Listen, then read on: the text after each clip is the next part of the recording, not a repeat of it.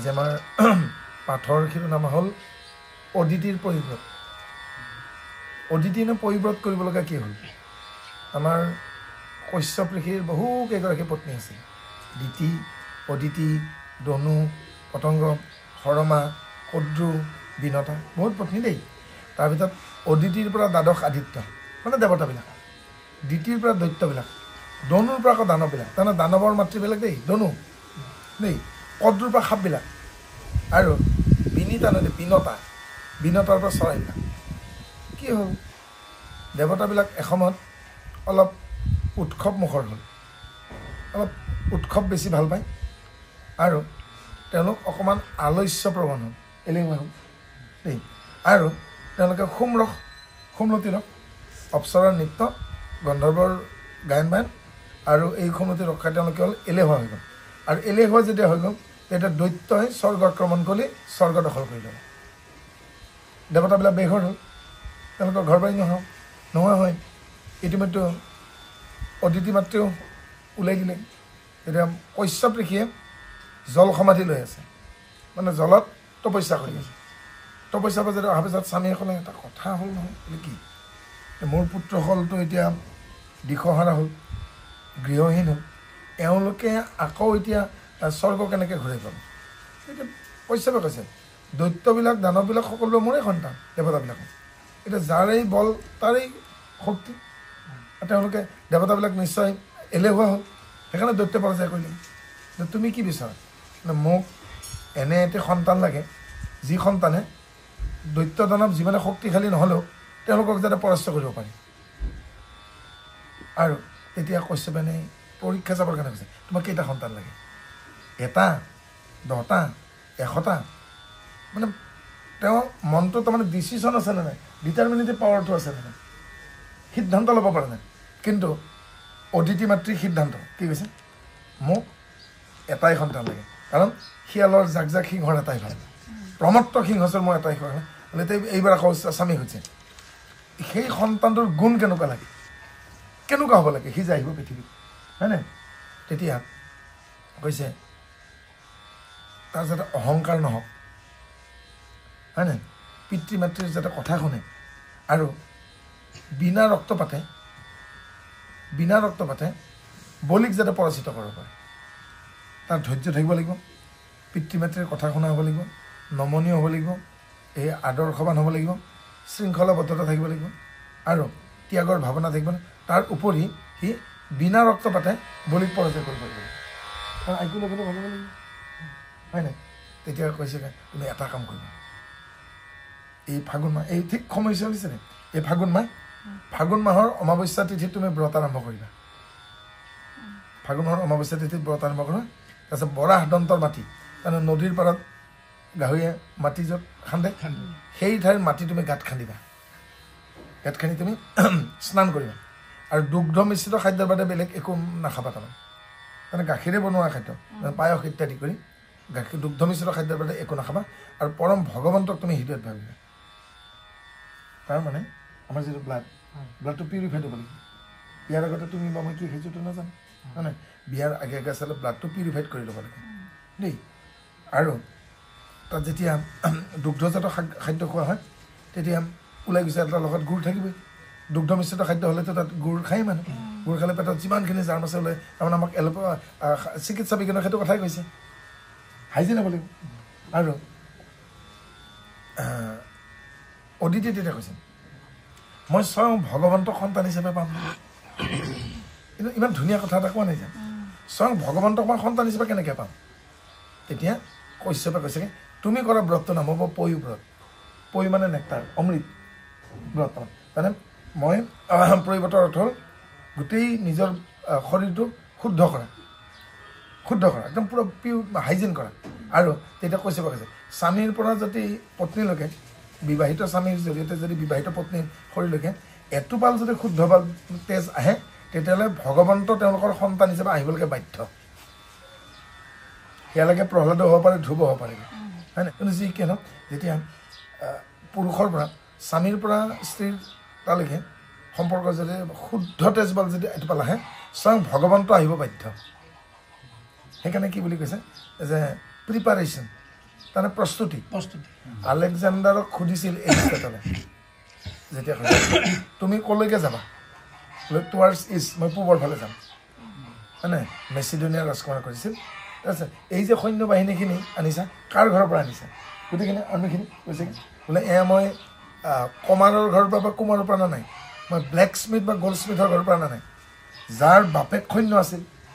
যাৰ বাপেক সেনাপতি আছিল যাৰ ককায়েক বা ভায়েক বা দেউতাকে যুদ্ধত অংশগ্ৰহণ কৰিছিল যি যুদ্ধ কি বস্তু জানে যি তেজ দেখি ভয় নাখায় মানে কটামূৰৰ মানুহ দেখি ভয় নাখায় যি আগবাঢ়ি যাবলৈকে ভয় নাখায় মই তেনেকুৱা ঘৰৰ পৰা আনিছোঁ তাৰ প্ৰস্তুতি বুজি পাৰিছা তেতিয়া ৰিচাৰ্টে কৈছে যাৰ প্ৰস্তুতি থাকে তাৰ জয় নিশ্চিত তুমি জয়ী হ'বা আৰু আলেকজাণ্ডাৰে অতি কম বয়সতে মৃত্যুবৰণ হ'ল কিন্তু তেওঁ বহু যুদ্ধত জয় কৰিছিল কাৰণ তেওঁৰ প্ৰস্তুতি আছিল গতিকে বিয়াৰ আগত কি হয় ন জোৰোণ আগবেলা জোৰোণ পিছবেলা অধিবাস নহয় যায় অধিবাস মানে কইনাৰ ঘৰতো অধিবাস হয় দৰাৰ ঘৰটো হ'ল অধিবাস মানে হ'ল প্ৰস্তুতি কাৰণ মোৰ কালিৰ পৰা নতুন জীৱন আৰম্ভ হ'ব এতিয়া বিয়া হয় নে তোমালোকৰ এয়া হ'ল ব্ৰহ্মচাৰ্য বিয়া মই বাৰু বিয়াত পুৰোহিত হিচাপে আহিলোঁ তোমালোকৰ বিয়াখন পাতি দিয়াৰ লগতে মানে গাৰ্হস্থ্যত প্ৰৱেশ কৰিব হয়নে গাৰ্হস্থ্যত প্ৰৱেশ কৰোঁতেকে কি লাগিবগৈ ৰেলগাড়ীখন আচলতে ট্ৰেইন ৰেলগাড়ী বুলি নকওঁ আছিল ট্ৰেইনখন দুটা ৰেল লাইনৰ ওপৰত চলে এই সংসাৰখন চলা ৰেল লাইন দুটাৰ নাম হ'ল বিশ্বাস আৰু আস্থা হয় নাই আৰু যে মাজৰ শ্লিপাৰ কেইডাল আছে তাৰ নাম হ'ল ট্ৰান্সপাৰেঞ্চি স্বচ্ছতা দুইজনৰ ওচৰত ট্ৰান্সপাৰেঞ্চি মেইনটেইন কৰিছিল লাগিব আপুনি তুমি ক'ব লাগিব পাৰে যে মোক কিন্তু ক'ব দেই আপুনি কিবা এটা যদি হেৰি হয় নাই মোক নোকোৱাকৈ আপুনি মানে পেটত হেৰি ভৰাই নাথাকিব ট্ৰান্সপাৰেঞ্চি দুইজনৰ ওচৰত লাগিব হয়নে আৰু লাগিব কি ৰেল লাইন দুটাৰ নাম কি এটা নাম বিশ্বাস এটা নাম হ'ল আস্থা তাৰপিছত ৰেলগাড়ীখন কেনেকৈ যায়গৈ ট্ৰেইন গাড়ীখন বেলেঞ্চ ভাৰসাম্য ৰক্ষা কৰি আৰু ড্ৰাইভাৰে যদি ভুল কৰে কি হ'বগৈ পিছফালে 2000 মানুহ থাকে 2000টা পৰিয়ালত অথন্তৰ ঘটিব তোমাৰ ড্ৰাইভাৰ দুইজন ড্ৰাইভাৰে এনেকৈ ৰেলগাড়ীখন তাৰমানে সেই গোটেই তোমালোকৰ পৰিয়ালৰ যিমানখিনি সদস্য তোমালোকৰ সেই ৰেলগাড়ীখনৰ পেছেঞ্জাৰ তোমালোকৰ দুইটাৰ কিবা এটা হ'ব লাগিলে গোটেই মানুহখিনি মনত আঘাত পাব বহুত কিবা কিবি অথন্তৰ গতিকে বেলেঞ্চ ভাৰসাম্য ৰক্ষা কৰি তোমালোকে জীৱনত আৰু সেই ৰাস্তাটোৰ নাম হ'ল জীৱন পথ জীৱনৰ যাত্ৰা পথ হয়নে আৰু যেনেকৈ পেছেঞ্জাৰবিলাকে ৰেলখনৰ মাজতে উঠে কোনোবাহে ষ্টাৰ্টিং পইণ্টত উঠে জীৱনৰ মাজবাটত দুইজনক লগ পাইছে হয়নে আৰু লগ লাগি পেলাই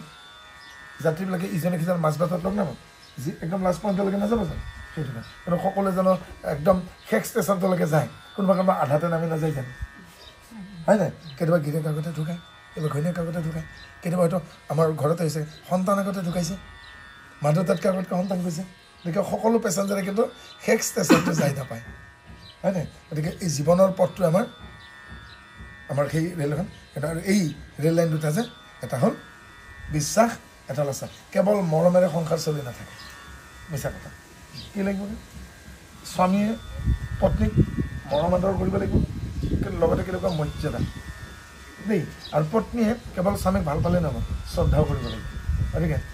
তোমাৰ সদায় এটাই চেষ্টা হ'ব লাগিব মই এনেদৰে ৰাখি মোৰ মানুহজনক হয় নাই তেওঁৰ সন্মান মই 1 ডিগ্ৰীও কমিব নিদিওঁ সেইজন আটাইতকৈ বুদ্ধিমতী নাৰী যি নাৰীয়ে স্বামীৰ সন্মান 1 ডিগ্ৰীও কমিব নিদিয়ে পাইছেনে বুজি আৰু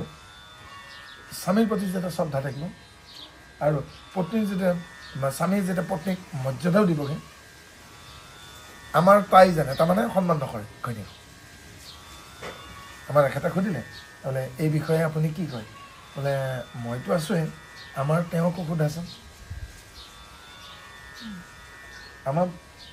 বৰুৱানে এইকো সোধাচোন তেওঁকো সোধা তাৰমানে কি তোমাক মৰমৰ লগতে এটা মৰ্যাদা দিছে তাইক সোধাচোন তাৰমানে থাৰ্ড পাৰ্চনত গ'লে তুচ্ছাৰ্থত নহ'ল জানো তাৰমানে তোমাক পাত্তা দিয়া নাই তাৰমানে তোমাক আচলতে মৰ্যাদা দিয়া নাই আমি তেতিয়াই বুজিম যে এই সম্বন্ধ কেৱল বায়'লজিকেল নিটছৰ কাৰণে হৈছে গতিকে কেৱল এই জৈৱিক বাসনা পূৰণৰ কাৰণে যদি কোনোবা সংসাৰখন বুলি ভাবিছে তেওঁৰ সংসাৰত কেতিয়াও ভাল সন্তান অনলি যদি কোনো ভাবিছে যে way of the full the biological needs সেইটো ইতৰ জীৱৰো হয় নহয় জানো গতিকে সেয়া একদম নিকৃষ্ট কাৰণ আমি জংঘলত নাথাকোঁ সেই ইতৰ জীৱৰ হয় বায়'লজিকেল নিডছ হয় নাই গতিকে আমি কিন্তু সভ্য সমাজত থাকোঁ গতিকে সভ্য সমাজত আমি সভ্য জাতি হৈ থাকিব লাগিলে ইজনে সিজনক সংস্কাৰ কৰিব লাগিব কাৰণ গৰ্ভস্থ অৱস্থাতে শিশুৱে পিতৃ মাতৃৰ পৰা জ্ঞান আৰম্ভ কৰিব পাৰে দেই গতিকে আজি আমাৰ শিৰোনামা হ'ল অদিতিৰ পয়ুব্ৰত অদিতি মাতৃয়ে কি ব্ৰত কৰি কেনেদৰে ভগৱন্তক লাভ কৰিলে তাৰমানে বামনে শেষত যুদ্ধ কৰিলে জানো বলিৰ লগতো যুদ্ধ কৰা নাই কিন্তু বলি পৰাস্ত হৈ গ'ল বামনৰ লগত হয় নাই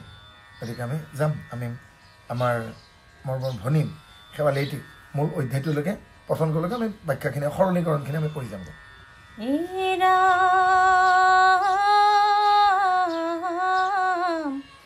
অনন্তৰে দেৱ মাও সন্ধক্ষণ হুয়া গাও বস্ত্ৰে মলচিলা মুখ আখি গয়া কতিপয় ভৰি স্বামীৰ গত পৰি কান্দি কান্দি দেই দুখ সাক্ষী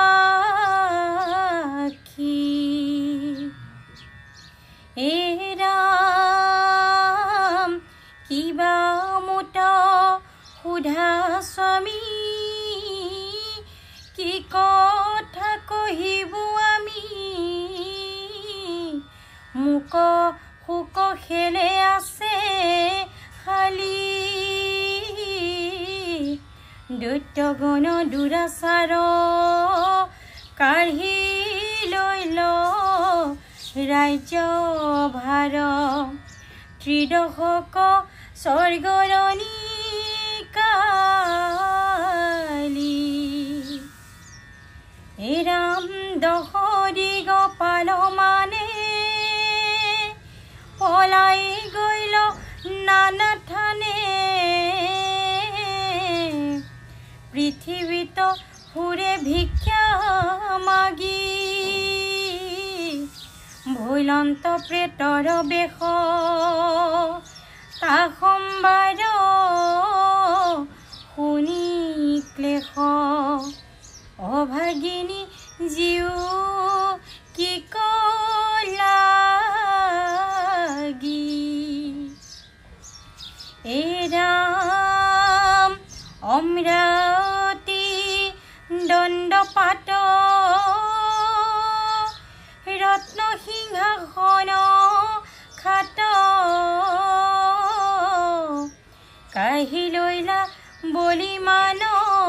গুৰি সতিনীৰ পুত্ৰচয় আছে সবে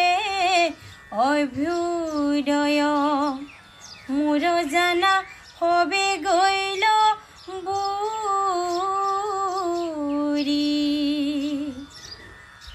জীবি ভৈল দেহৰ গতি কি কহিব প্ৰাণপতি হেন জানি চিন্তিও কহিত বুলিও পায় যেন মতে দেৱ সবে দুনাই আহি বঞ্চয়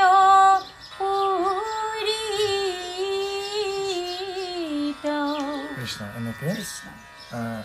অদিতি মাতৃয়ে অভিযোগ কৰিছেগৈ আৰু কি বুলি ক'লে মানে শংকা প্ৰকাশ কৰিছে যে বলিয়ে ইমান বলি হ'ল দৈত্যপতি বলি তেওঁ মোৰ পুত্ৰ সকলো দেৱতাক পৰাজয় কৰিলে ইয়াৰ বেলেগ এটা অৰ্থ আছে নিগমৰ অৰ্থটো আমি ক'ম আগমত এনেকুৱা যে দৈত্যপতি বলি ইমান শক্তিশালী হ'ল যে এই আমাৰ দেৱতাসকলোকে পৰাস্ত কৰি কি শংকা প্ৰকাশ কৰিছে অদিতি মাতৃয়ে কি বুলি কৈছে যে দৈত্যপতি বলি ইমান শক্তিশালী হ'ল কোননো বলি প্ৰহ্লাদৰ নাতি প্ৰহ্লাদৰ পুত্ৰ বিৰোচন বিৰোচনৰ পুত্ৰ বলি আৰু বাহুবলী এলাখালা বলিও নহয় তেওঁ তাৰমানে অস্ত্ৰ শস্ত্ৰ নোহোৱাকৈও তাৰমানে বাহুটো তেওঁ যুদ্ধ কৰিব পাৰে আৰু ইমান বলি হ'ল যে সকলো দেৱতাক পৰাস্ত কৰি স্বৰ্গৰ পৰা উলিয়াই দিলে আৰু দেৱতাসকল অঘৰী হ'ল সা সম্পত্তি সকলো হেৰুৱালে মান সন্মান হেৰুৱালে আৰু তেনেকৈ পিশাচৰ বেশ ধৰি মানে ছদ্মবেশত ফুৰিবলগীয়া হৈছে ইয়াৰ মূল তাৎপৰ্যটো এনেকুৱাই যেতিয়া মানুহৰ মস্তিষ্কত দৈবিক ভাৱনাও থাকে আৰু পৈশাচিক ভাৱনাও থাকে দৈত্য ভাৱনাও থাকে তাৰমানে ভাল ভাৱনাও থাকে আৰু বেয়া ভাৱনাও থাকে দেই আৰু যেতিয়া বেয়া ভাৱনাখিনি আহে ডেভিল থটছ বুলি কওঁ বেয়া ভাৱনাখিনি অহাৰ লগে লগে মানুহটো বলিয়া হৈ পৰে এতিয়া এনেকুৱা আমাৰ কথা এতিয়া মদ পানী খায়ো মানুহে বলিয়ালি কৰে শক্তি দেখুৱায় নিচাযুক্ত বস্তু খায়ো একদম অকৰা খং নেদেখুৱাই জানো অকৰা শক্তি নেজানো কিন্তু ভাল খাদ্যৰো আকৌ শক্তি আছে ভাল খাদ্যৰ মেধা শক্তি নাই জানো পৰিপুষ্টি কিন্তু বেয়া খাদ্যৰতো জোৰ এটা আছে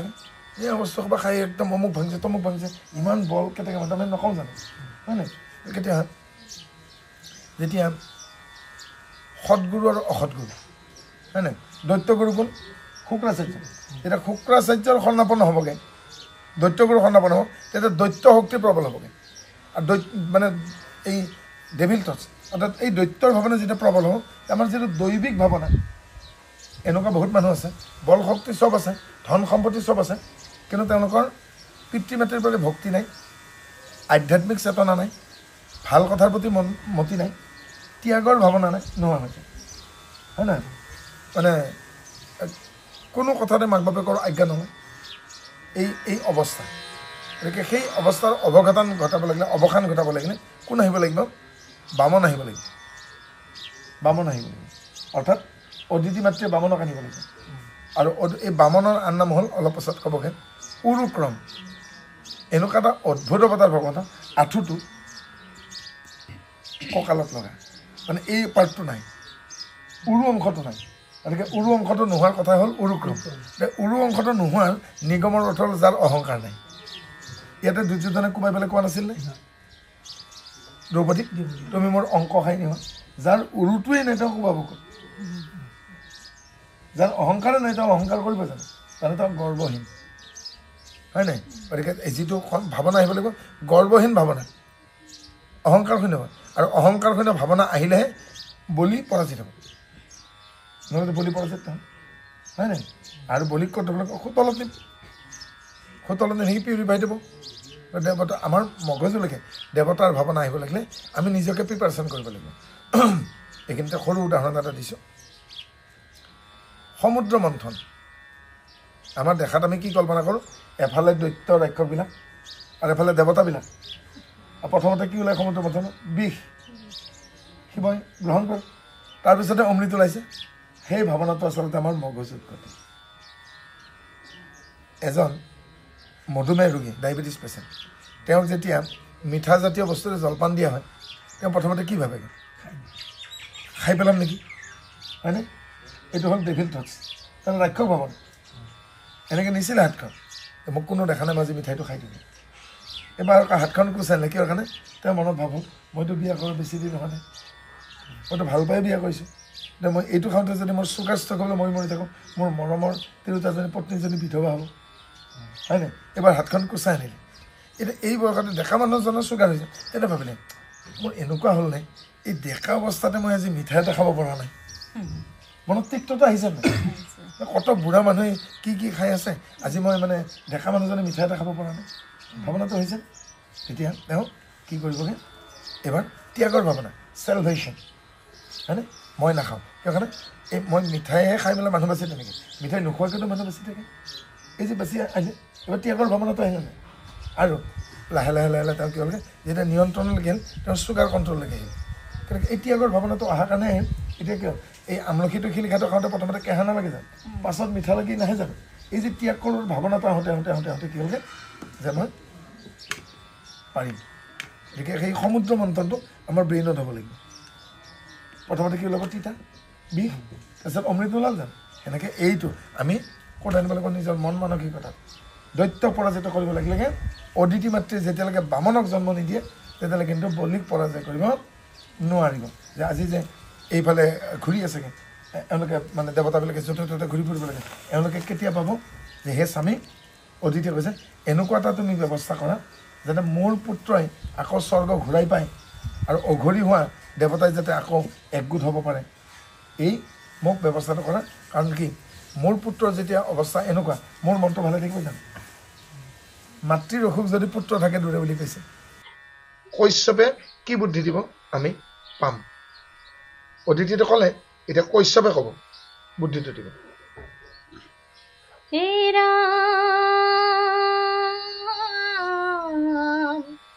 যদ্যপি পুৰুষোত্তম সমস্ত প্ৰাণিত সম তথাপি ভক্তক কৰা দয়া এৰাও দাৰুণ শোক চাহিবাক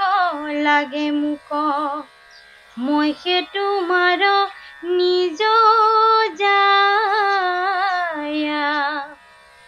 হেন শুনি মহৰ্ষি মাতিলন্ত বিমৰ্ষি কিনো বিষ্ণু মায়াৰ প্ৰভাৱ কৈৰ দেহা কৈৰ জীৱ কৈত পাইলা পুত্ৰ জীৱ কাক কোনে বোলে বাপ মা কৃষ্ণ কৃষ্ণ এতিয়া অদিতিয়ে কৈছে আপোনাৰ বহুত পত্নী আছে কিন্তু মইহে আপোনাৰ প্ৰধান মহিষী প্ৰধান পত্নী অদিতিয়ে কৈছে বহুত একেবাৰে দেই আৰু গতিকে মই আপোনাৰ প্ৰধান মহিষী যেতিয়া মোৰ পৰা যেতিয়া দেৱতাবিলাকৰ সৃষ্টি হৈছে এই দেৱতাবিলাকত যদি স্বৰ্গৰ বাহিৰত থাকিবলগীয়া হয় পৃথিৱীৰ বা বিশ্বব্ৰহ্মাণ্ডৰ ভাৰসাম্য নোহোৱা হৈ যাব গতিকে পৃথিৱীৰ ভাৰসাম্য ৰক্ষা কৰিব লাগিলে আপুনি মোৰ প্ৰতি কৃপা বৰ্ষণ কৰিবই লাগিব তুমি যেতিয়া পত্নী হ'বা বিয়া হোৱা হৈ গ'ল পত্নীয়ে কেতিয়াবা স্বামীয়ে যিখিনি মৰম দিছে পত্নী সেই মৰমখিনিৰ লগত ভাগ বতৰা কোনোবা পত্নী বিচাৰে নেকি গোটেই পৃথিৱীত কোনো ধৰ্মপত্নীয়ে তেওঁ স্বামীৰ পৰা যিখিনি মৰম পাইছা বা যিখিনি অধিকাৰ পাইছা সেই অধিকাৰখিনি কাৰোবাৰ লগত শ্বেয়াৰ হোৱাটো কোনো নাৰীয়ে নিবিচাৰে হয়নে গতিকে এতিয়া পত্নীৰ পুত্ৰ গৈ পেলাই স্বৰ্গৰ ৰজা হৈছে বিচাৰিব নেকি অতিথি একদম চিম্পল কথা হয়নে আৰু তেওঁ তেতিয়া তাকে কৈছে যে মই সতিনীৰ চেৰি হ'ব নিবিচাৰোঁ সতিনীৰ পুতৰ পাত্ৰ হ'ব নিবিচাৰোঁ আৰু সতিনীৰ শত্ৰু মই কিমান দিন থাকিম কিন্তু ময়ো সেই মৰ্যাদা বিচাৰিছোঁ কাৰণ মোৰ পুত্ৰ আকৌ যেতিয়া স্বৰ্গত অধিষ্ঠিত হ'ব মৰ্যাদা নহয় এইবাৰ কৈশ্যপে মনে মনে ভাবিছে কাক কোলাত ল'ম কাক বোকাত থ'ম কাৰণ এইটোতো আকৌ মই যদি এওঁলোকক কিবা এটা কৰোঁ সিফালে আকৌ দিতি বাই আছোঁ মানে বৰ হাহাকাৰ নহয় সংসাৰৰ বালখান্ডটো ৰক্ষা কৰা তেনে কৈছে দিতিৰ পুত্ৰসকলো মোৰে সন্তান ধনুৰ পুত্ৰটো মোৰে সন্তান অদিতিৰ সন্তান মোৰে সন্তান তেওঁ মানে নিউট্ৰেলি কথাটো ভাবিছে নিউট্ৰেল ৰিচাৰ্জ কৰা নাই হয়নে তাৰ পাছত তেওঁ তাকে কৈছে অদিতি কথা এটা শুনা আচল কথাটো কি জানা তুমি মই ভাবিলেই নহ'ব এই ভাৱনা ঈশ্বৰে আমাতকৈ আগতে ভাবে শেষ বাক্যটো কি ক'লে কৈৰ দেহা কৈৰ জীৱ কাৰ বা দেহা কাৰ বা জীৱ কৈটো সেই লাগলয় আৰু কাক বোলে বাপ মাহ আৰু এনেকুৱা ধুনীয়া বাক্য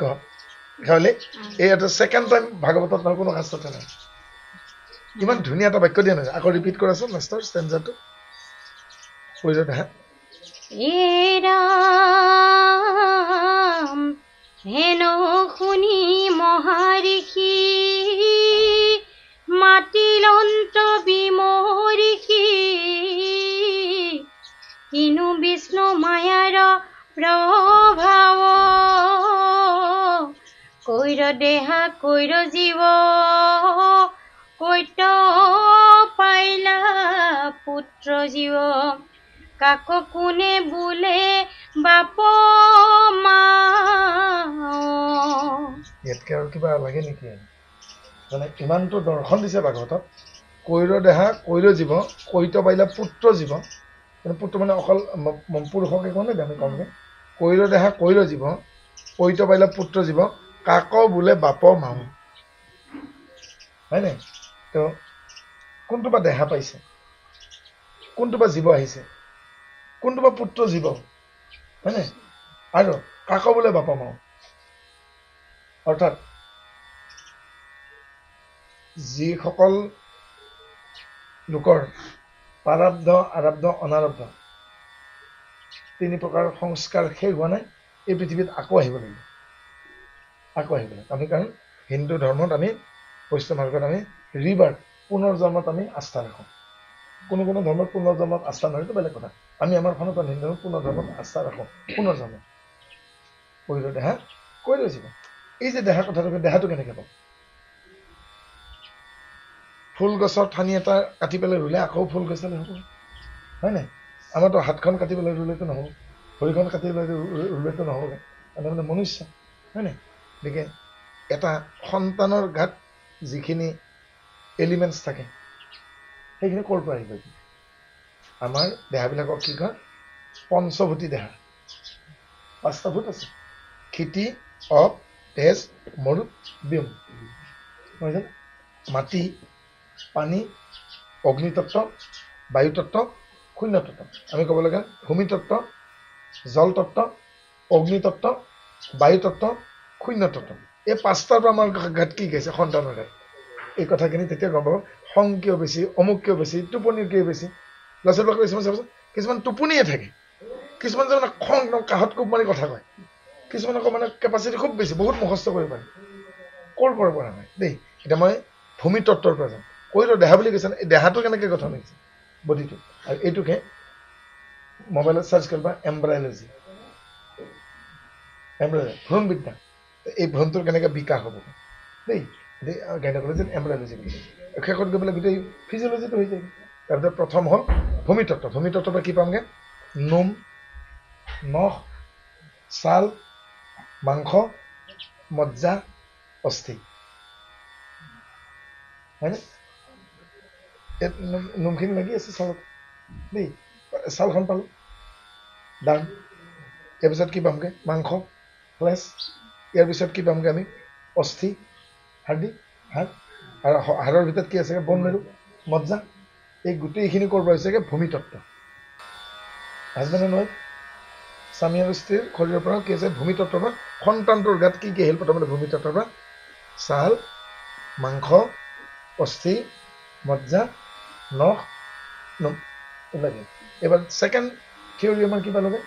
জলতত্ত্ব পনীয়া বস্তু কি আছে আমাৰ শৰীৰত ঘাম স্বেট লেলাৱতী চালিভা তেজ পেচাব আৰু স্পন 5টা হ'ল এইবাৰ আহিল অগ্নিতত্ত্ব জুই তত্ত্ব মানে দেই ইয়াত কি হ'লগৈ ক্ষুধা মানে ভোক লগা তৃষ্ণা পিয়া লগা নিদ্ৰা টোপনি এলাহ হয়নে ক্লেশ এই 5টা আহিল ক'ৰ পৰা ভোক পিয়া ভোক লগা পিয়া লগা টোপনি লগা এলাহ লগা ভাগৰ লগা ক্লেশ এইবিলাক ক'ৰ পৰা আহিল অগ্নিতত্ত্ব এইবাৰ বায়ুতত্ত্ব এয়াৰ থিয়ৰীৰ পৰা অদ্ভুত বস্তুকেইটা আহিছে চলন মুভমেণ্ট বহুতে আকৌ আগবাঢ়িব নিবিচাৰে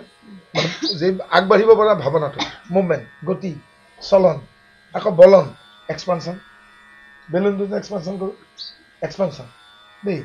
এইবাৰ হ'ব সংকোচন ছেপাৰেশ্যন স্প্ৰিং ড্ৰাইভিং কোচ খায় হয়নে এইবাৰ হ'ব কি প্ৰসাৰণ দীঘল কৰি দিব পাৰে গ্ৰহণে লিখিব পাৰে প্ৰসংগ সংগতি দেখুৱাই ব্যাখ্যা কৰিব নোৱাৰে এটা লাইনকে একদম এটা পেৰেগ্ৰাফ বনাই দিয়ে যে হয় নাই আৰু শেষৰটো কিন্তু ব্ৰেইন কেপাচিটি ধাৰণ আৰু ধাৰণ এই আছে চলন বলন প্ৰসাৰণ সংকোচন ধাৰণ এই 5টা কথা বায়ুতত্ত্বৰ পৰা সন্তানৰ গাত মাক বাপেকৰ পৰা গতিকে মাক বাপেকৰ পৰাই ব্ৰেইন কেপাচিটিটো আহিল শেষত কি পামগৈ জিৰ' থিয়ৰী মানে নহয় শূন্য ব্যোম বুলি কওঁ না এই আকাশ তত্ত্বটো কি বুলি আহিব লোভ মোহ হয়নে ক্ষোভ আৰু শেষত গৈ ভয় কাম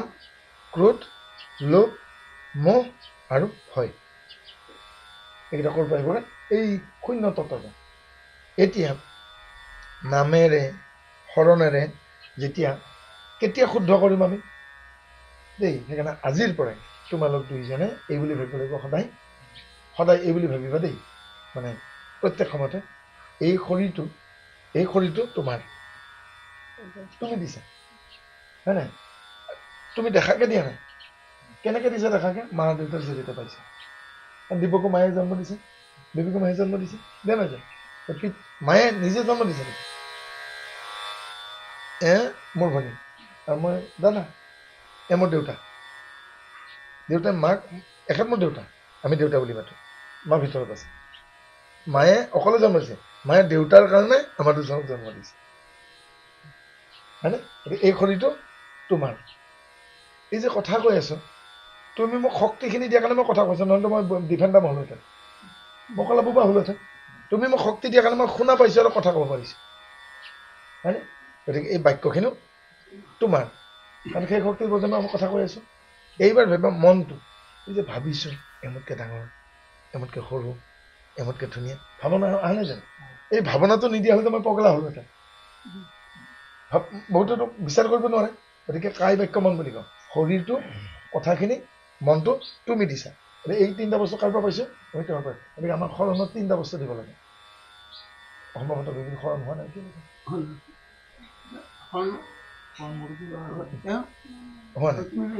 গতিকে শুনাচোন আজিয়ে তোমালোকৰ শৰণ বুলি ভাবি লৈছো তোমালোক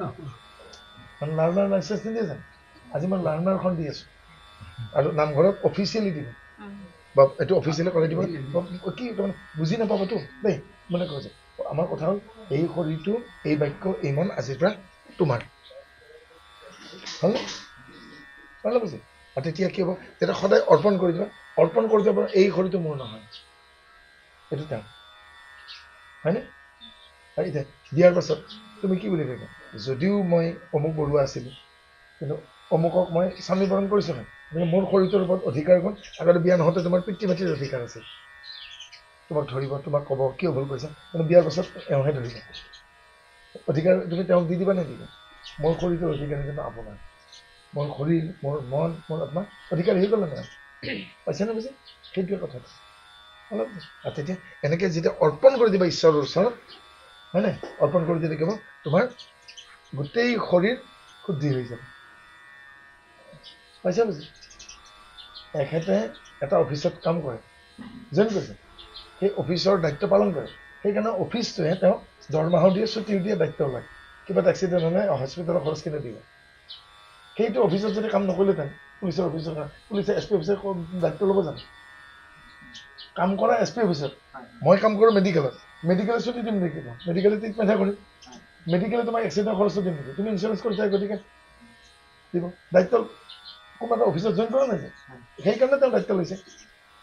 কেনেকৈ দায়িত্ব আমি হেৰি কৰিম তেওঁক সেই অফিচটোৰ ওচৰত চাৰেণ্ডাৰ কৰিছে হয়নে মেকুৰী পোৱালিটোৱে বাঘৰ পোৱালিটো এনেকৈ পাতি দি ডিঙিটো আৰু মাকে বা বাপেকে এনেকৈ কামুৰি ধৰি লৈ যায়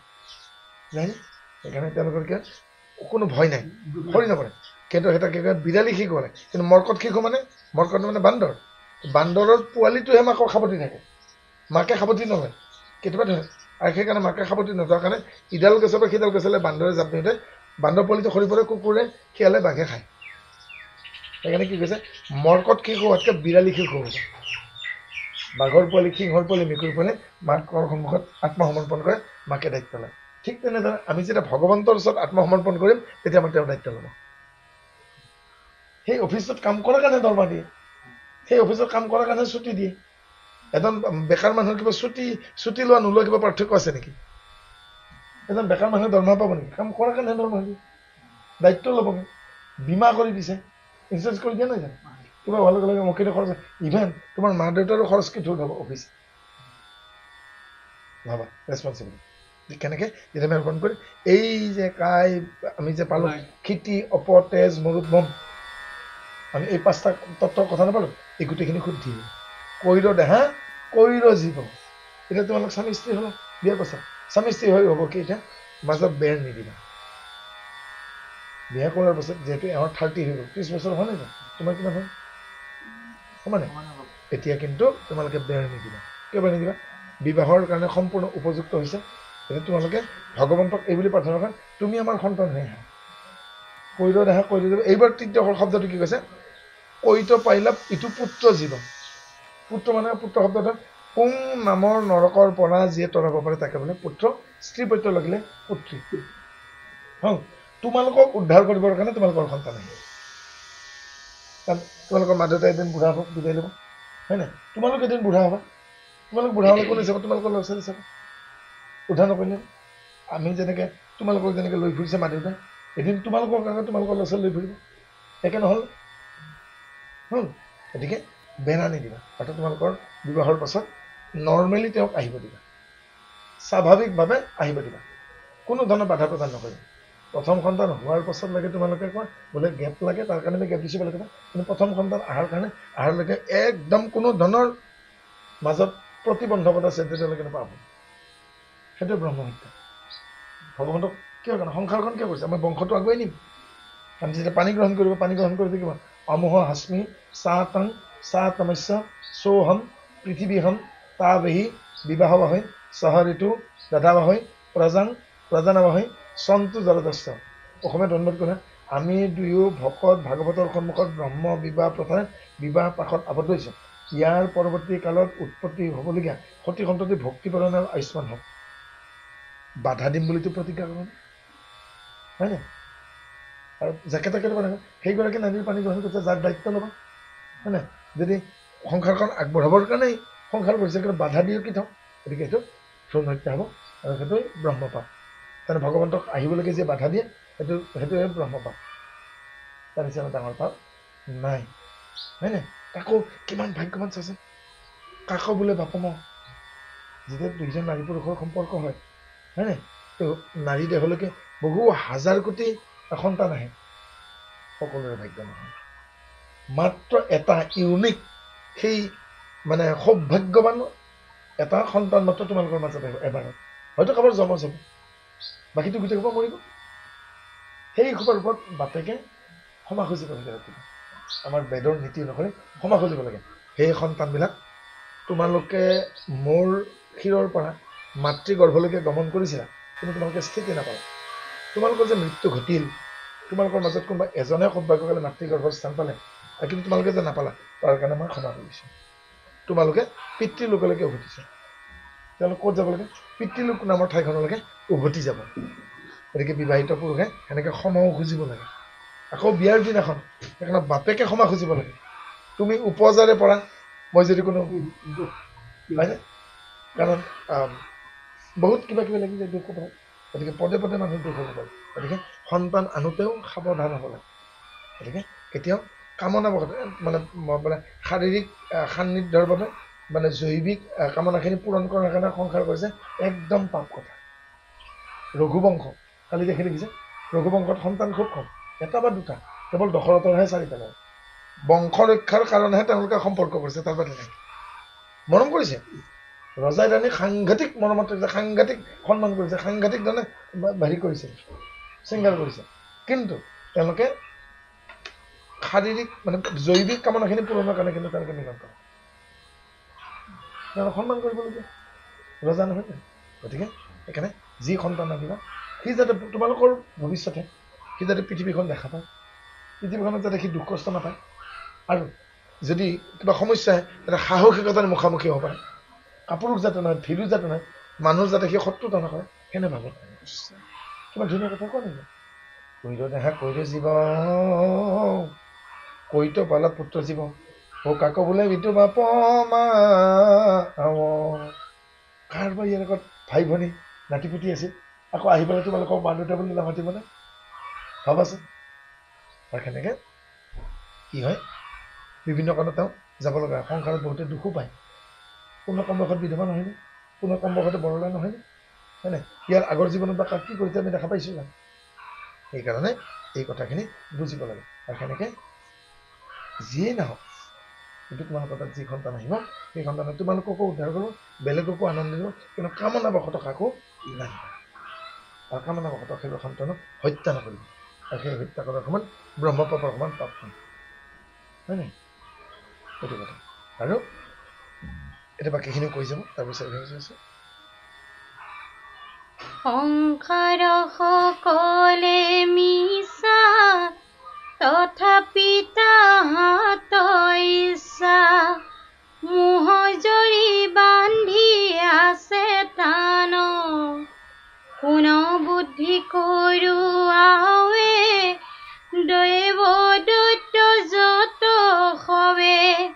হৈ আছে মোহৰ সন্তান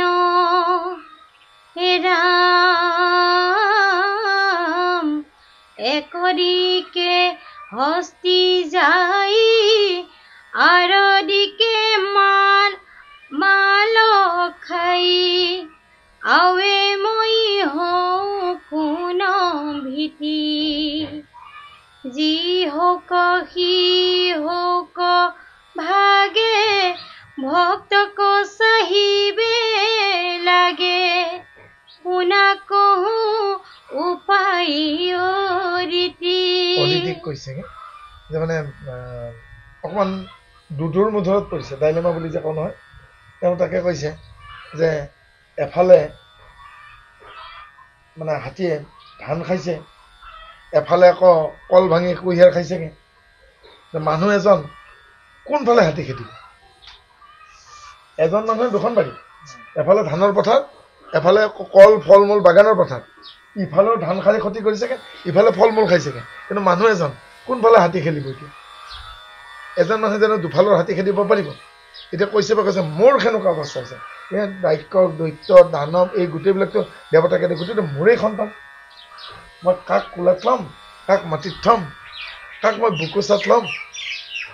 এইবাৰ এইবিলাকে যি হওক সি হওক পাব কিন্তু এই জগতৰ ভাৰসাম্য ৰক্ষা কৰিব লাগিব আৰু লোকৰ কল্যাণ কৰিব লাগিব গতিকে মই দেৱতাৰ পক্ষতে থিয় দিয়াটো ভাল হ'ব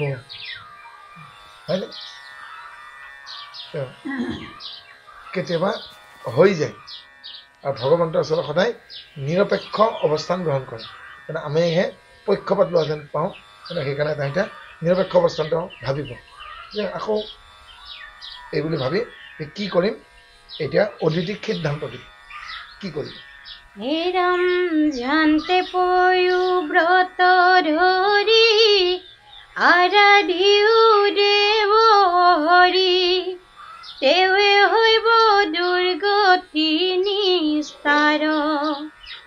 একচিতে কৰা সেৱ ভকত বৎসল দেৱ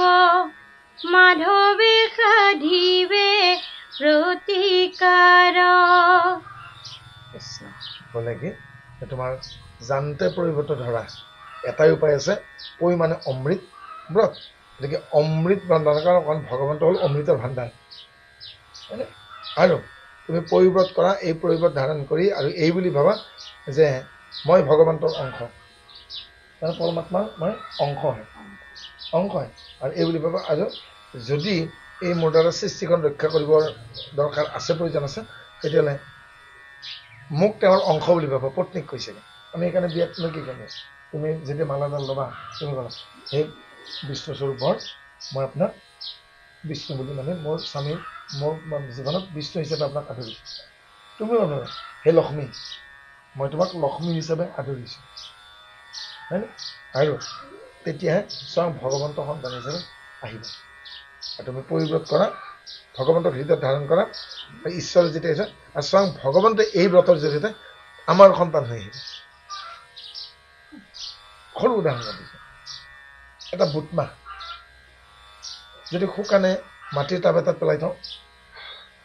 7 দিনমান পিছত এইটো অংকুৰিত হ'ব যদি ভিজাই থওঁ 3 দিনতে সেইটো গাজ ওলাব বুটমাহটোক দুফাল কৰি দিওঁ গাজ ওলাবনে নহয় হয়নে সেইকাৰণে কৈছে পুৰুষে প্ৰকৃতি হৈব একমতি তেনেকৈ কৈছে দুইজন যেতিয়া একাত্ম হ'ব ঈশ্বৰক আনিম বুলি বৃদ্ধ পৰি ক'ব ভগৱন্ত অংকুৰিত হোৱাৰ দৰে ভকতিকে বীজ শৰণেখে নিজ শৰণখিনি কথা যে কৈছোঁ, গতিকে শৰণখিনি নিজা কথা। তোমালোক দুজনকে মই দুটা গছপুলি দিলোঁ, এটা ধুনীয়াকৈ লহপহ হৈ বাঢ়ি, এটা লেহেলেপাই মৰি থাকিব পাৰে। গছপুলিটো দুখ নাছিল, ৰোৱা মাটিখিনিৰ দুখ আছিল। হৰ বাৰ পৌধে কি গড়বাৰ নেহি হতে, জমিন কি গড়বাৰ হতে, হয়নে? একেই ট্ৰেইনিং দিছিলোঁ। তোমালোকৰ কোনোবাজনে হাবিলদাৰ হ'ল,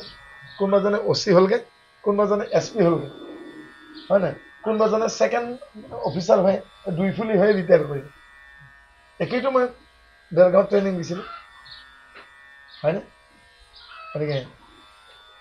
3জন মানুহে জীৱনত সফলতা লাভ কৰে। প্ৰথমজন হ'ল মেধাৱী, IQ লেভেল ভাল, আৰু দ্বিতীয়জন হ'ল কোন? হাৰ্ড ৱৰ্কাৰ, খুব কঠোৰ পৰিশ্ৰমী। কিন্তু এনেকুৱা মানুহ তোমালোকে দেখিবা, বুজা নাখায়নি? বহুত পৰিশ্ৰম কৰে, বহুত ভালকৈ পঢ়া শুনা কৰে, কিন্তু সেই হিচাপে পৰীক্ষাত নম্বৰ নাপায়। খুব পৰিশ্ৰম কৰে, কিন্তু সেই হিচাপে তেওঁ ইনকাম কৰিব পৰা নাই। ডেট মিনছ কোনোবা তাত কিবা ক্ৰুটি আছে। 3 নম্বৰ মানুহজন আটাইতকৈ মই বুদ্ধিয় বুলি ভাবোঁ। তেওঁ প্ৰথম দুজনক অতিক্ৰম কৰি ফাৰ্ষ্ট পজিশ্যন লৈ যায়। কোন জানেনে? 3 নম্বৰ মানুহ, যিজনে স্মাৰ্ট ৱৰ্ক কৰে। হাৰ্ড ৱৰ্ক কৰিলে নহয়, স্মাৰ্ট ৱৰ্ক কৰিব লাগিব, হয়নে? আৰু লগতে কি কৰিব লাগিব? With IQ। কাৰণ যিজন হাৰ্ড ৱৰ্কৰ ঠাইত স্মাৰ্ট ৱৰ্ক কৰে আৰু নিজৰ মেধা শক্তি বেছি, সেইজনে প্ৰথম দুজনক ক্ৰছ কৰি পেলাই সি ফাৰ্ষ্ট পজিশ্যন লৈ যায়। পাইছেনে? বুজি পাইছে? প্ৰথমজন সেইজনে চোকা মানুহবিলাকে সফলতা লাভ কৰে। দ্বিতীয়তে হাৰ্ড ৱৰ্কাৰো সফলতা লাভ কৰে, কিন্তু দেৰিকৈ সফলতা লাভ কৰে, কাৰণ পৰিশ্ৰম কৰাৰ কাৰণে ফল দেৰিকৈ পায়। কিন্তু 3 নম্বৰজন মই চোকা বুলি সেইকাৰণে কৈছোঁ, তেওঁ হাৰ্ড ৱৰ্কৰ ঠাইত তেওঁ স্মাৰ্ট ৱৰ্ক কৰে। তাৰ টেকনিকটো জানে, তেওঁ স্কিললেছো আছে, আৰু তেওঁ কি কৰে? IQ লেভেলো ভাল, খন্তেকতে বুজিও পায়, হয় নাই? আৰু তেওঁ পৰিশ্ৰমো কৰিব পাৰে, কিন্তু স্মাৰ্ট ৱৰ্ক হয়, যাৰ ফলতে প্ৰথম দুজনক অতিক্ৰম কৰি গুচি যায়। গতিকে সেই 3 নম্বৰ হ'বৰ কাৰণে চেষ্টা কৰক। জীৱনত যদি প্ৰতিষ্ঠা লাভ কৰিব পাৰে, স্মাৰ্ট ৱৰ্ক কৰিব লাগিব, আৰু লগতে IQটো মেইনটেইন কৰিব লাগিব। অৰ্থাৎ মিতব্যয়ী হ'ব লাগিব চবৰ কথাতে। অৰ্থহীন কথা মই নকওঁ, অনৰ্থক কথাত মই অৰ্থব্যয় নকৰিম। সজোৱা বস্তু আনি পেলাই একদম, এইটোতো ভাড়া ঘৰত আছে, ভাড়া ঘৰত মানুহে সজোৱা বস্তু আনি ভৰোৱা আৰু মূৰ্খামি কৰা একে কথা। ইয়াত এটা কম ঠাইৰ ভিতৰতে তুমি লগা বস্তু বিচাৰি পাব লাগিব। এতিয়া সজোৱা বস্তু সোপা আনি পেলাই যদি ভৰাই দিয়ে, কিন্তু লগা বস্তুখিনি বিচাৰি পাবা জানো? কম কথা, কম ঠাইত থাকিব পাৰিব লাগিব, কম কাপোৰত চলিব পাৰিব লাগিব, ভাড়া ঘৰত থাকে, হয়নে? কম হেৰিতে চলিব পাৰিব, কম পইচাতে চলিব পাৰিব লাগিব। এইটো বেছি পইচা খৰচ কৰি লাভ নাই, হয়নে? গতিকে চতুৰ হ'ব লাগিব, হয় নাই? ভকত হ'লেই নহ'ব, পণ্ডিত হ'ব লাগিব, পণ্ডিত হ'লেই নহ'ব, ভকত হ'ব লাগিব। বুজি পাইছে? এই কথাখিনি নিমিনবসিত সংবাদৰ মায়া তৰণৰ উপায়ত পাব। এজন ভকত হয়, কিন্তু সেই ভকত হৈ যদি তেওঁ যদি শিষ্যৰ মনৰ সংশয় ছেদন কৰিব নোৱাৰে। মই টিচাৰ হয়, পঢ়াবলৈকে পঢ়াই গ'লো, কিন্তু তোমালোকে যদি মোৰ কথাখিনি বুজি নোপোৱা, মই যদি তোমালোকৰ ডাউটখিনি ক্লিয়াৰ কৰিব, মই টিচাৰ হ'ব পাৰিম নাই? এতিয়া পণ্ডিত হ'লেই নহ'ব, তোমালোকক যদি মই ভক্তি কি বস্তু বুজাই দিব নোৱাৰো, হয়নে?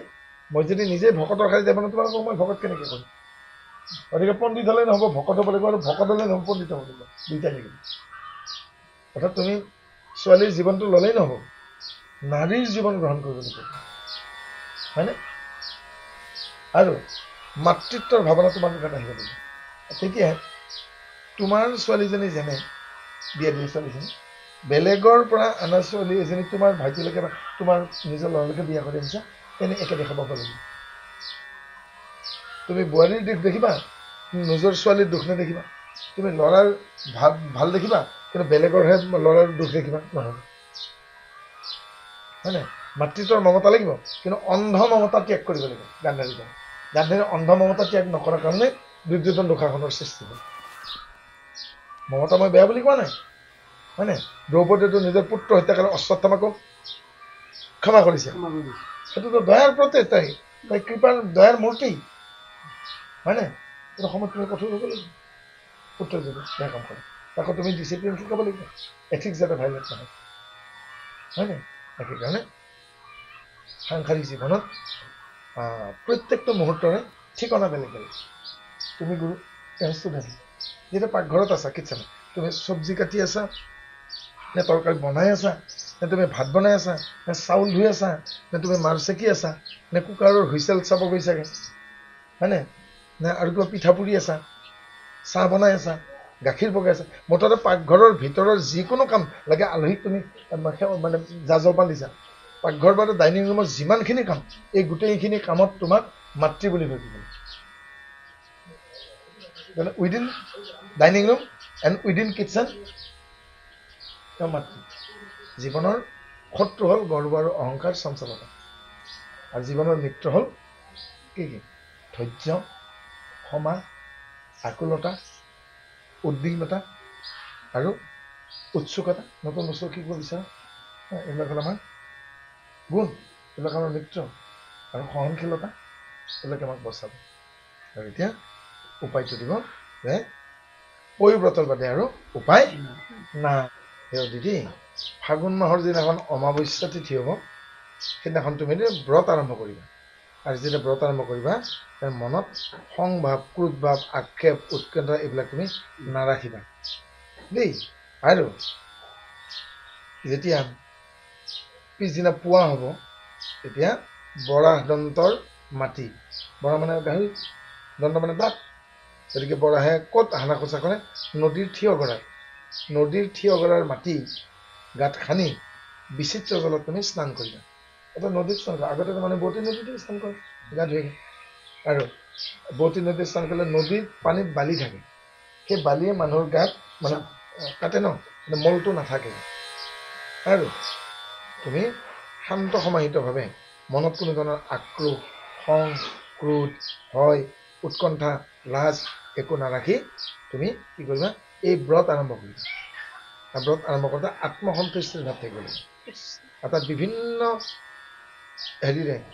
বাদ্য বাদন হ'ব আৰু বিষ্ণুক উপাসনা হ'ব হৃদয়ত তুমি আহ্বান কৰিবা আৰু তেনেকৈ তুমি মহাৰংগ মনেৰে তুমি ৰং মনেৰে এই পৰিব্ৰত তুমি আৰম্ভ কৰিবা আৰু কি খাবা খাদ্য কেনেকুৱা হ'ব এতিয়া কওক দুগ্ধ মিশ্ৰিত খাদ্য হ'ব লাগিব দেই আৰু অন্তৰীক্ষত সূৰ্য মধ্যত বিদ্যুৎ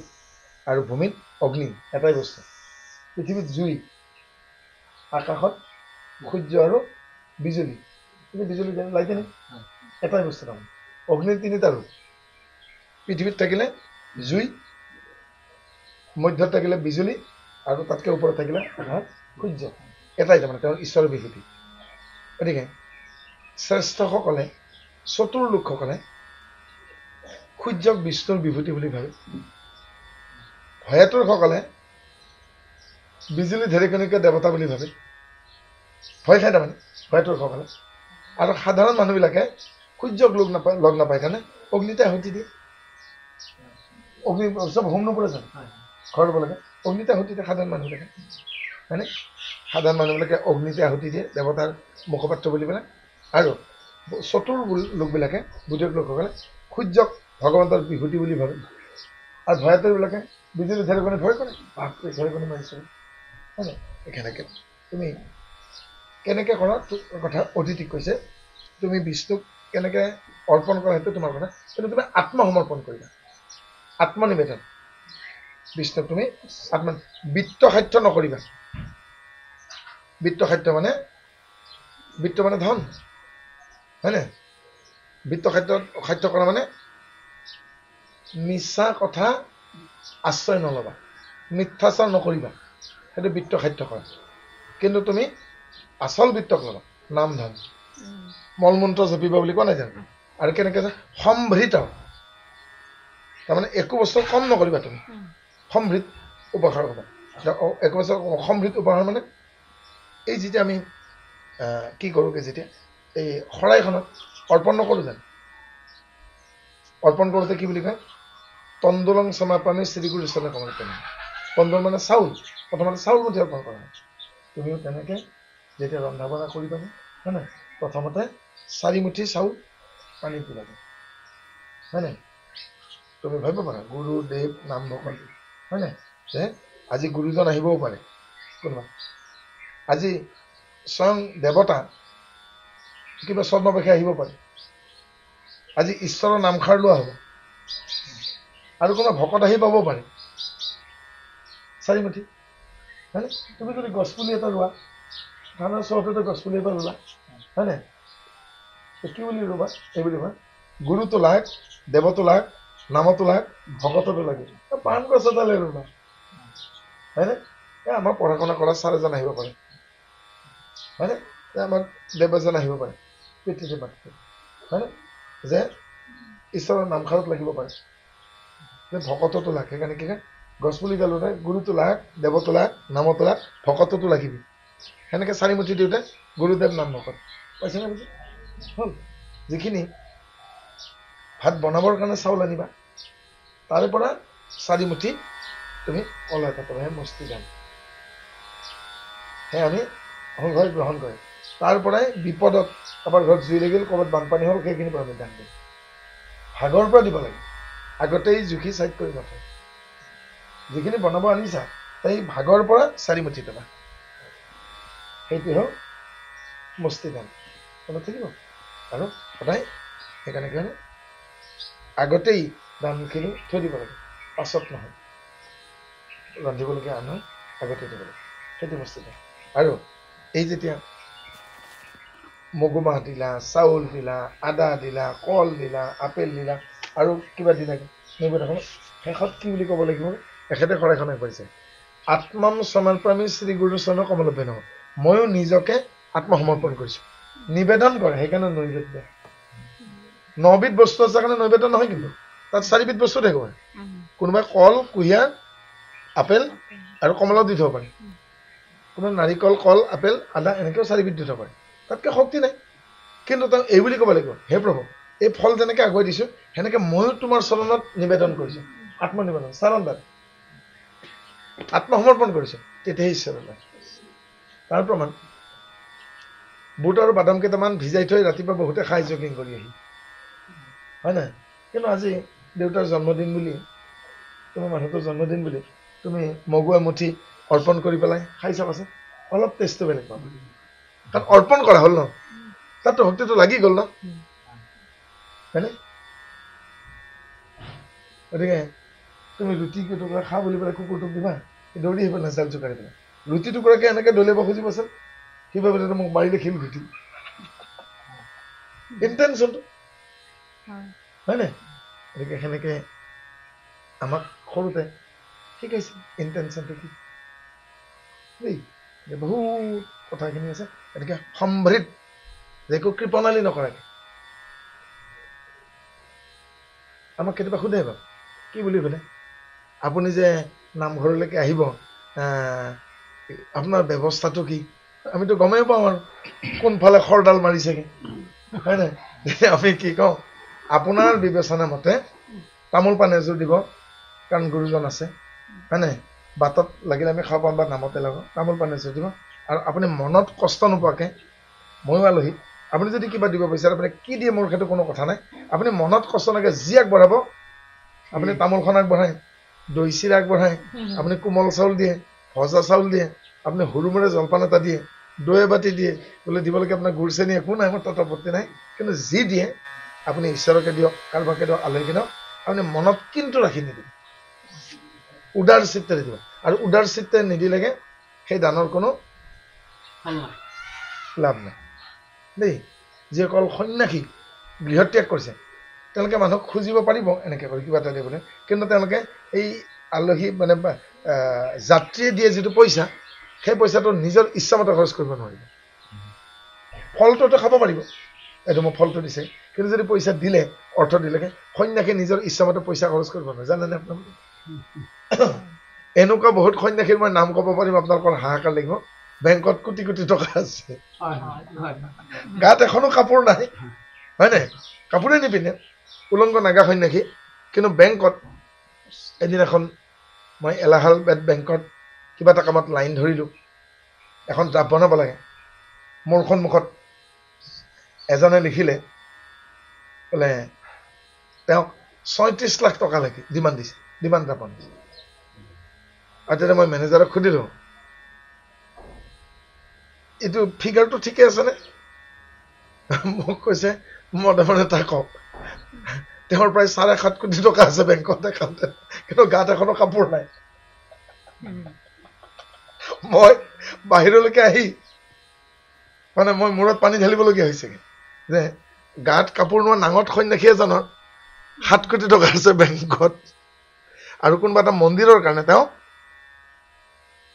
36 লাখ টকা আগবঢ়াব। তেতিয়া মোক মেনেজাৰ কৈছে এওঁলোকে পইচা জমা থব পাৰে, কিন্তু এওঁলোকে নিজৰ ইচ্ছামতে খৰচ কৰিব নোৱাৰে। তাৰমানে মানুহৰ কাপোৰ দেখি আপুনি ক'ব নোৱাৰিব তেওঁ, গতিকে ডোন্ট জাজ এনিবডি এলছ উইথ দ্য ক্লথিংছ। গতিকে কওঁ চুটি কাপোৰ পিন্ধিলেই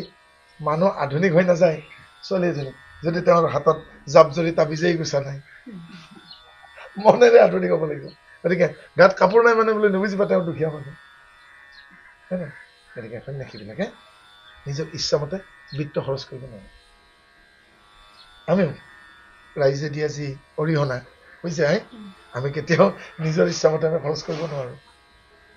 কি কৰোঁ? ক'ৰবাত নামঘৰ বাগৰি আছে, ক'ৰবাত গুৰখন ভাঙি আছে, ক'ৰবাত টিংকি চলা নাই, ক'ৰবাত ধুমুহাই উৰুৱাই নিছে, হয় নাই? কাৰোবাৰ কিবা এটা দৰকাৰ হৈছেগে, কাৰোবাৰ ঘৰত জুই লাগিছে, তাৎক্ষণিকভাৱে আমি যিটোকে দৃশ্যক আমি বেছি বিপদ যেন দেখোঁ, তোমালোকৰ সেইটো লগে লগে আমি তাত উবৰি খাই পৰোঁ।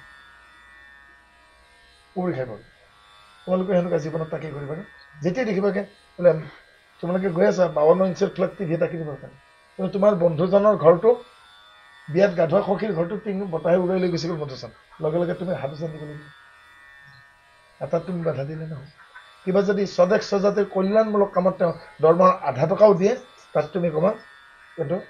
এবাৰ কৈ ল'বা আমি কিন্তু এবাৰ অমুকত দিম, বাজেটটো চেঞ্জ কৰিব লাগিব, তুমি তাত বাধা নিদিবা। কাৰণ তেওঁ তাত পাপ হোৱা নাই, তেওঁ পুণ্য নহয় আৰু বহুত কিবা কিবি পাব তুমি। আৰু তাত যিটো আনন্দ পাব সেই আনন্দৰ ভাগ তুমি পাবা। সংসাৰখন যেতিয়া আনন্দৰ উৎসৱ বুলি কৰি ল'মগে, আমাৰ তেতিয়া হেক্টিক নহ'বগৈ, নহ'লে সংসাৰখন বহুত অশান্তিৰ বাহ হৈ যায়। গতিকে আমি যেতিয়া দানৰ কৰি ল'ম, পুণ্যৰ কৰি ল'ম, ভক্তিৰ ক্ষেত্ৰ কৰি ল'মগে, আনন্দৰ ক্ষেত্ৰ হ'বগৈ, হয় নাই? গতিকে ইজনে সিজনক আমি পৰিপূৰক হৈছে। গতিকে কেনেকে গ্ৰহণ কৰিব দিছেগে? অতিথি দেৱ ভৱ, অতিথি দেৱতা। গতিকে যেতিয়া তুমি এই ব্ৰত সাং কৰিবা, মানে সমাপন কৰিবা, সেইখিনি সময়ত অন্তত 12জন ভকতক মাতি আনিবা, প্ৰথম ব্ৰত কৰিব আৰু মাতি আনি তেওঁলোকক ক্ষীৰ পৰমান্নৰে বস্ত্ৰ যদি সম্ভৱ হয় তেওঁলোকক এটা বস্ত্ৰ দান কৰিবা, এটা অন্ন দান কৰিবা, অন্নদান মহাদান, আৰু সহাস্য বাগানে এখনকে কৰ্পূৰ তাম্বুল সকলোকে দিবা, আৰু বিষ্ণুক কৰিবা নতি আৰু স্তুতি। নতি মানে আনুগত্য স্বীকাৰ কৰা, আত্মসমৰ্পণ কৰা, আত্মসমৰ্পণ ভাবা। কি কয়? এই শৰীৰ তোমাৰ, এই বাক্য তোমাৰ, এই মন তোমাৰ, নতি স্বীকাৰ কৰা, কৰিবা স্তুতি। তেওঁক প্ৰাৰ্থনা কৰিলে সন্তুষ্ট হয়। এইবাৰ মূল মন্ত্ৰ, আমি যেতিয়া প্ৰাৰ্থনা কৰোঁ ঈশ্বৰে শুনা পায়, আৰু যেতিয়া প্ৰাণায়াম কৰোঁ তেতিয়া আত্মাৰ পৰমাত্মাৰ লগত সংযোগ হয়। মেডিটেশ্যনৰ খুব দৰকাৰ। এটা সময় আহিব যেনেকৈ আমি মোবাইলেৰে ইজনে সিজনৰ লগত সংযোগ কৰোঁ, এটা সময় আহিব ইমান একাত্ম হৈ পাবা, এনেকৈ চালেই তেওঁ গম পাব, তুমি তোমাৰ চকুৰ ভাষা বুজি পাবা, এওঁৰ চকুৰ ভাষা বুজি, এওঁ কি বিচাৰি আছে, এওঁ আকুলতা ক'ত, এওঁৰ নিজখিনি ক'ত, এওঁৰ কিখিনি ব্যাকুল হৈ আছে, এওঁৰ কি দৰকাৰ এতিয়া, এইখিনি সময়ত তেওঁ চাহকাপ খাব নেকি, হয় নাই? মানে কিবা এটা কামত ব্যস্ত, ভাতখান অকণমান দেৰি তুমিতো কি ক'বা কি মানে চাহকাপ যোগাৰ কৰি তেতিয়াও ঠিক হয়, মই ঠিকেই ভাবিছিলোঁ তুমি মোৰ কাৰণে চাহ হয়তো বনাই আনিবা, মোৰ একাপ চাহৰ খুব প্ৰয়োজন হৈছে। তুমি যেন পাকঘৰত থাকে, তুমি কাম কৰিছা বেলেগ কাম কৰে, তাতে যেন তুমি কাপোৰ চাপোৰ তাৰ মাজতে চব থাকেছে নহয় যেন তেওঁ চাগে একাপ চাহ খাব পাইছানে? বুজি তোমাৰ যেন অন্তৰাত্মাই শুনিছে তেওঁৰ কথাখিনি, তেতিয়া একাত্ম হৈ যাব, ইজনে সিজনে পৰিৱৰ্তিত হৈছে। তেওঁতো কামৰ মাজতে এইটো দৌৰ মাৰি যাব, তুমিতো ভিতৰত ভাত পানী বনাইছা, কি বনিবাগে? বৰষুণ আহিছে, কাপোৰখিনি পিন্ধিব আহিছে, হয় নাই? এনেকুৱা মানুহ আছে, শুনিছেনে, যে আইগৰাকীয়ে স্বামীৰ কাপোৰ ধুই দিব পাৰে, কিন্তু আইগৰাকীয়ে ধুই দিয়া কাপোৰখিনি যদি স্বামীয়ে চপাই থয়, স্পৰ্শ কৰি ভিজিবলগীয়া কাপোৰখিনি যদি চপাই থয়, পুৰুষগৰাকীৰ বোলে আয়ুক্ষয় হয়।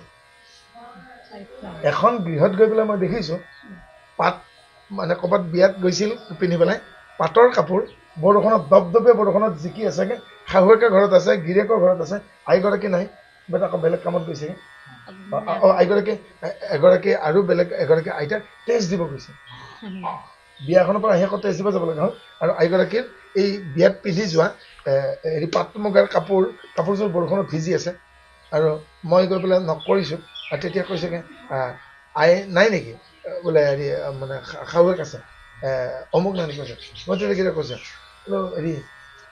বিয়া যোৱাটো 2 মাহে হোৱা নাই দেই এই কাপোৰ যে জিকি আছে তেতিয়া মাকে একো মাথা নাই মই স্বামী কৈছোঁ আপোনাৰ পৰিবাৰৰ কাপোৰ নহয় জানো আপোনালোক 3জনৰ বাদে ইয়াতে একো নাথাকে কাপোৰখিনি আছে মানে তেতিয়া তেওঁ পুৰুষজনে কৈছে বোলে মোৰ মায়ে মানা কৰিছে কিহৰ কাৰণে বোলে হেৰি স্ত্ৰীৰ কাপোৰ যদি চুৱে তেতিয়াহ'লে বোলে স্বামীৰ আয়ুক্ষয় হয় তেতিয়াহ'লে মই মাকক সেই শাহুৱেকক সুধিছোঁ মানে সেই ল'ৰাটোৰ মাকক সুধিছোঁ আপোনাৰ ল'ৰাটোৱে যে বোৱাৰীৰ শৰীৰটো চুৱে তেতিয়াহ'লে কি ক্ষয় হৈ গ'ল তেতিয়া ক্ষয় নহয় নেকি বিবাহিত ভাৰ্যা যদি কাপোৰ চুলে আয়ুক্ষয় হয় মই মানে খুব লজ্জা পাইছোঁ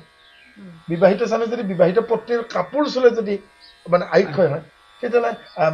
পত্নীয়েওতো স্বামীৰ কাপোৰ ধুই দিয়ে চুই দিয়ে কোনোবাটো কৈ দিয়ে তেতিয়া পত্নীৰ আয়ুক্ষয় নহয় নেকি সেয়াটো দূৰৰে কথা ইয়াতকেও জঘন্য ঘটনা দেখিছোঁ আমাৰ মাতৃ যেতিয়া শয্যাগত অসুখত আৰু মাৰ কাপোৰ যেতিয়া চাৰ্ফত ধুই পেলাই মই মেলি দিছোঁ তেতিয়া এগৰাকী অসমীয়া মানুহে হিন্দু মানুহে মোক প্ৰশ্ন কৰিছিল যে মাইকী মানুহৰ কাপোৰ মতা মানুহে ধুৱে নেকি বোলো মোৰ জন্ম দিয়া মাতৃৰ কাপোৰ ধুইছে তেওঁ শয্যাগত যি মাতৃয়ে মোক জন্ম দিলে যি মাতৃয়ে মোক মানে আমি ডাঙৰ হৈ নিজে কাপোৰ ধুব নালাগে মোৰ গোমূত্ৰ লেতেৰা কাপোৰ কানি পৰ্যন্ত ধুই দিলে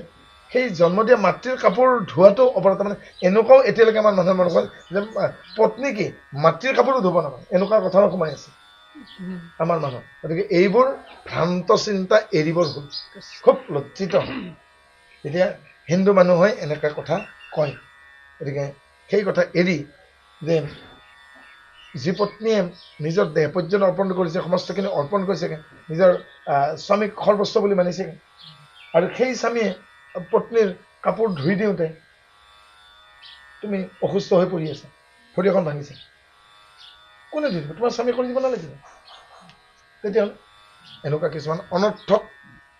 অন্ধবিশ্বাস আমাৰ এতিয়াও আছে যে পত্নীৰ কাপোৰ চুলে যে এতিয়া কি হ'ল ভাল কাপোৰযোৰ নষ্ট হ'লে বৰষুণত পত্নীৰ কাপোৰ চুব নাপায় বুলি বেদত কথা লিখে তেতিয়াহ'লে ডক্টৰবিলাকে দেখোন নচুলেহেঁতেন মেডিকেলত মই মহিলাক নচুলে হ'ল দেখোন গতিকে তাৰ ঊৰ্ধত পাৰিলে কেইজনমান ভকতক নিমন্ত্ৰণ কৰি আনি এমুঠি অন্ন দি দেই এভাগ বস্ত্ৰ দি হয় নাই আমি কি বুলি কওঁ থাপনালৈকে সেৱা ভকতলৈকে গোৱা আৰুনো কি দিম এইবুলি নকয় গতিকে থাপনালৈকে সেৱা ঘূৰাই ভগৱন্তৰ হৃদয়ত নমস্কাৰ জনাই ভগৱন্তক অৰ্পণ কৰি আলহী ভকতক এভাগ সেৱা জনাই হয়নে মুখত এখন গোৱা দি চৰণত সেৱা দি বিচাৰিব যে আমি সিমানেই আৰু ইমানখিনিকে আমি চেষ্টা কৰিছোঁ আৰু মূল মন্ত্ৰ ঈশ্বৰৰ নামখিনি এৰিব মনা কৰিছে যে মূল মন্ত্ৰৰে অনবৰতে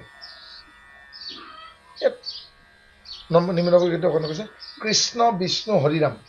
জগত প্ৰসিদ্ধ 4 নাম এই 4 নাম আমাক অনবৰতে কৈ থকা হৈছে কৃষ্ণ বিষ্ণু হৰিৰাম কৃষ্ণ বিষ্ণু হৰিৰাম কৃষ্ণ বিষ্ণু হৰিৰাম মুখেৰে নহয় মনেৰে কাৰোবাৰ লগত কথা পাতি আছে তহঁতে কৈছে নোহোৱা কাম হৈ যাব অনবৰতে ভাবি থকা কৃষ্ণ বিষ্ণু হৰিৰাম কৃষ্ণ বিষ্ণু হৰিৰাম কৃষ্ণ বিষ্ণু হৰিৰাম কৃষ্ণ বিষ্ণু হৰিৰাম নাভাবা কাম হৈ যাব নোহোৱা কাম হৈ যাব তোমাৰ শত্ৰু মৃত্যুত পৰিণত হৈ যাব নামৰ ইমান বাহাদুৰ আৰু যিমানে নাম ল'বগে সিমানে বেয়া ভাৱনা বেয়া কথা নিজে নিজেই অন্তৰ হ'ব ইয়াৰ ইমানেই শক্তি সেই নামৰ শক্তি স্বামীয়ে পত্নীক দিছে কৃষ্ণ প্ৰাণী হিংসা পৰিহৰি ব্ৰহ্মচৰ্য ব্ৰত ধৰি বিষয় লাপে হৈবা হীন কৃষ্ণক হৃদয়ে ধৰি কৃষ্ণৰ কীৰ্তন কৰি কৃষ্ণৰ কথায়ে নিবা দিন এৰা মাধৱক বিধিমতে পুজিবা এহিমতে বাজদিন মান মন তুষ্টি যেৱে ভৈল ত্ৰয়োদশী অগ্নি বিষৰ জীৱাবসী আদিত্যক অৰ্ঘ দিবা উঠি এৰাম সুবৰ্ণৰ যত ৰত্ন দক্ষিণা কৰিবা দান ব্ৰাহ্মণৰ সন্তোষী মন তোমাৰ বিপদশয় যতে শত্ৰুৰ ভয় সকলে খন্দিবে নাৰায়ণ মুখেৰে তেওঁৰ নাম হস্তেৰে সেৱামূলক কৰ্ম হৃদয়ত তেওঁৰ চিন্তা এনেকে কৃষ্ণ ভকতিলৈকে কৰিব দিছে আৰু আৰম্ভ কৰিছিল কেতিয়া অমাৱস্যাৰ দিনাখন ব্ৰত আৰম্ভ কেতিয়া হ'ল প্ৰতিপদত তাৰমানে এই পৰিব্ৰত আৰম্ভ আৰু 12 দিনলৈকে সেই ব্ৰত কৰি দ্বাদশী তিথিলৈকে ব্ৰত কৰি ত্ৰয়োদশৰ দিনাখন এই ব্ৰত সামৰিব দিছে বিষয়টো হীন মানে এই বিষয় বাসনাৰ প্ৰতি হীন মনোভাৱ কোনো ধৰণৰ বেলেগ বৈষয়িক চিন্তা নকৰি ঈশ্বৰক ধ্যান কৰিব যায় মাধৱৰ পূজা কৰিব আৰু মাধৱক কেনেকৈ কৰিবগৈ যে সমস্তখিনি কৰি ভকত বা বান্ধৱ যাক নিমন্ত্ৰণ কৰিব পাৰি পাৰিলে ব্ৰাহ্মণক আনিব যায় ব্ৰাহ্মণ কোনে যায় ব্ৰহ্মক জানন্তী ব্ৰাহ্মণ যাৰ ব্ৰহ্মত্ব আছে তেনে ব্ৰাহ্মণক নিমন্ত্ৰণ কৰি আনি খাদ্য খায় সুবৰ্ণ ৰজত সুবৰ্ণ মানে সোণ ৰজত মানে ৰূপ যদি কিবা আছে সম্ভৱ অনুসাৰে ধাৰ কৰি কোৱা নাই সম্ভৱ অনুসাৰে তেওঁলোকক দান দক্ষিণা দি তেওঁলোকক সন্তুষ্ট কৰি পেলাই তেওঁলোকে এয়া পালনা কৰিব পালনা মানে ব্ৰতটো ভাঙা অন্তত 12 দিন এই ব্ৰতটো ৰাখিব দিছে হে ৰাম কৃষ্ণ পদ প্ৰসাদত দুনাই হইব পূৰ্বমত দেৱগণে ৰাইবে দুৰ্গতি কৈলোপয়ো ব্ৰত বিধি মনোৰথ হইব সিদ্ধি আত্মশংকা নকৰি বাসতি এনেকে অন্তত বিয়াৰ পাছত বিয়া হৈ গ'ল তোমালোকে দেই বিয়াৰ পাছত এই বুলি পৰিকল্পনা কৰিব লাগে যে আমি এখন সুখৰ ঘৰ সাজিম বিল্ডিং নহয় দেই অট্টালিকাৰ কথা কোৱা নাই আমি এখন সুখৰ ঘৰ সাজিম হয়নে কাৰণ মানুহক খাবলৈকে বহুত ভাত নালাগে শুবলৈকে মস্ত ডাঙৰ ট্ৰাকৰ সমান এখন বিচনা নালাগে যে আমি এসাঁজ লঘোণে থাকি আমি সুখত থাকিম চুক্তি কৰি ল'বা 1000 কাজিয়া লাগিলেও কিন্তু মোক আঁতৰাই নথবা হ'ব পাৰে মতানৈক্য হৈ যায় হয় নাই আমাৰ মাজত যিমান বাক বিতণ্ডা নহয় কিয় মোক কিন্তু আপুনি আঁতৰাই নথবা এই বুলি তুমি ক'বা মই যদি কেতিয়াবা খঙো কৰোঁ মই আপোনাক যদি যাওঁ বুলিও কওঁ আপুনি কিন্তু মোক যাব নিদিব আপুনি মোক জোৰ কৰি হ'লেও ৰাখি থওক হয় নাই গতিকে আমি এখন সুখৰ ঘৰ সাজিম সুখৰ ঘৰ সেইখনকে কয় য'ত স্বামী স্ত্ৰী ইজনৰ প্ৰতি সিজনে ক্ৰোধ আচৰণ নকৰে খং আচৰণ নকৰে সুখৰ ঘৰ সেইখনকে কয় য'ত অভিমান থাকিলেও মৰমৰ কম নাথাকে শ্ৰদ্ধাৰ কম নাথাকে হয় নাই সুখৰ ঘৰ সেইখনকে কয় যিখন ঘৰত গ'লে আলহী কেতিয়াও বিমুখ নহয় সুখৰ ঘৰ সেইখনক কয় য'ত ভকত আৰু ভগৱানক লেঠা আৰু জামেলা বুলি নাভাবে খেয়ালে বুজি পাইছেনে লেঠা কি হয় নাই আমাৰ ঠাইত এজন ভকতে মোক মাতিলে আহিবচোন ল'ৰা ছোৱালীৰ বিয়াৰ কথা আছে মই গ'লো কিন্তু কি কথা আছে এই আমি এনেকেতো বিয়া দিব নোৱাৰিম ল'ৰা ঘৰে এনেকে নিম বুলি কৈছে গতিকে 4 দিনমান আগতে ভকতৰ লেঠাটো মাৰি দিব খুজিছে মই তেতিয়া মোক কৈছে আপুনি কি কয় মই বোলো তেতিয়াহ'লে নালাগে কাৰণ তো একেখন কমিটিৰে আমি আপুনি যদি ভকতক লেঠা বুলি কৈছে তে ময়ো লেঠা আৰু মই এতিয়া এনেকুৱা সময়ত আহিলো তেওঁৰ মুখখন তাৰমানে উজলি থকা নাই মানে তেওঁ মোকো লেঠা বুলি ভাবিছে মানে মোক তাৰমানে গওঁতে কৈছেগে আপোনাক মাতিলো হয় আপুনিতো বেয়া সময়ত আহিলে নহয় মইতো ভাল সময়টো বা কি মোকতো আপুনি ফোন কৰোঁতে কোৱা নাছিল যে ইমানটা বজাৰ পৰা ইমানটা বজালৈকে মোৰ ভাল সময় আৰু ইমানটা বজালৈকে ইমানটা সময়ত বেয়া সময় কাৰণ আপুনি আহোঁতে মোক কি ক'লে আপুনিতো বেয়া সময়ত আহিল মাতিও পালো চে এনেকে কৰিছে গতিকে আৰু মই বিৰক্ত একো হোৱা নাই মই তেওঁক সুধিলো কিয় মাতিছিল কওক বোলে ছোৱালী এনেকে বিয়া হ'ব অহা মাহত এই 4 দিনমান আগতে ভকতৰ লেঠাটো মাৰি থব গৈছিলে তেতিয়াহ'লে আপুনি নাম পাতিবই নালাগে হয়নে ভকতক যদি আপুনি লেঠা বুলি ভাবিছে হয়নে গতিকে এইবাৰ তেওঁ আকৌ মোক ফোন কৰিছে সেইদিনা মই কৈছিল অ মোৰ এটা ঝামেলা হ'ল নহয় গাঁৱৰ পৰাতো ভকত আহিব ইয়াত যদি একো নকৰোতো এইটোতো ডাঙৰ কথা হৈছে তেতিয়াহ'লে হেৰি কৰোঁ আগদিনাখনে 4জনমান মাতি আনি পেলাই নাম প্ৰসংগৰ ঝামেলাটো মাৰি দিম নেকি মই বোলো এইটো নালাগে মই সিদ্ধান্ত দিব নোৱাৰো কাৰণ ভকতে কৰা ঈশ্বৰৰ নাম প্ৰসংগখিনি ভকতে ভগৱন্তৰ গুণানুকীৰ্তন কৰে ভকতৰ গুণানুকীৰ্তনখনে যদি ঝামেলা বুলি ভাবিছে ঝামেলা মানে তো ডাষ্টবিন প্ৰডাক্ট হয় নাই চোৱাপতনিত যাক পেলাই দিব পাৰি সেইটোতো ঝামেলা এই পুৰণা বস্তুবোৰ ৰাখি কি ঝামেলা বাঢ়িব না এবাৰ অমুকত পেলাই দিয়াই ভাল গতিকে ভগৱন্তৰ নামষাৰ যদি ঝামেলা বুলি ভাবিছে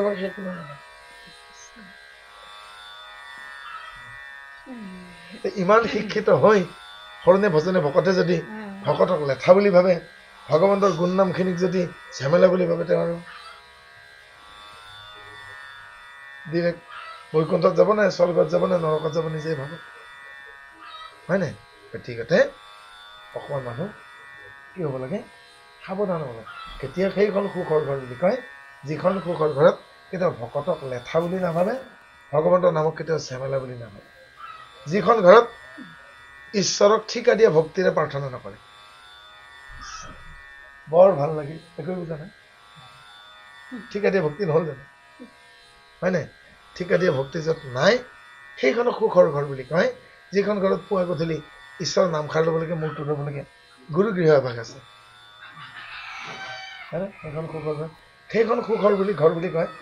যিখন ঘৰৰ স্বামী স্ত্ৰীহালৰ মাজত কি ধৰণৰ সম্পৰ্ক বাহিৰা কোনো মানুহে গম নাপায় কেতিয়াও খাটখুট কৰা নাই এখন সুখৰ ঘৰ গতিকে সদায় প্ৰতি ঘৰ আমি এখন সুখৰ ঘৰ বনামেই সুখৰ ঘৰ পাতিমেই আৰু এটা অনুৰোধ খাদ্যখিনি গধূলি খাদ্য সোনকালে খাবা কাৰণ খাদ্যখিনি হজম হওঁতে মিনিমাম 3 ঘণ্টা হয় ৰাতি যদি কথা পাতি তোমালোকে 11-12 বজাই দিয়া ভাতখিনি খাওঁতে হজম হওঁতে যদি 3-4 বাজেগে হয় নাই কাৰণ আমি যে চানত কাঠবাদাম এটা খাওঁ কাঠবাদামটো হজম হ'বৰ কাৰণে 182 মিনিট লাগে তাৱা ফ্ৰাই বনালে তাতো কাঠবাদাম এটা দিছা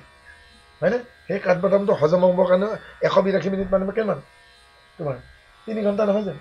3 ঘণ্টা যদি কাঠবাদামটো তেনেকে আৰু বাকী কি হ'ব কি হয়নে গতিকে সন্ধিয়াৰ খাদ্যখিনি ঋষিমুনিবিলাকে বেলি পাতত নবহোঁতে সূৰ্যাস্ত নহওঁতে খাইছিল যিবিলাক যোগী মেডিটেশ্যন কৰে সূৰ্যাস্ত নহওঁতে খায় সূৰ্যাস্তৰ পিছত আৰু কোনো গোটা বস্তু নাখায় তথাপিতো তোমাক কৈছোঁ তোমালোকক ৰাতি নিশাৰ প্ৰথম প্ৰহৰতে অৰ্থাৎ 9টাৰ আগত খাদ্য পাৰিলে সেইকাৰণে হস্পিটেলত 7:30 দিয়ে নিশা 9টাত খালে অন্ততঃ 12টালৈকে হজম হৈ যাব হয়নে আৰু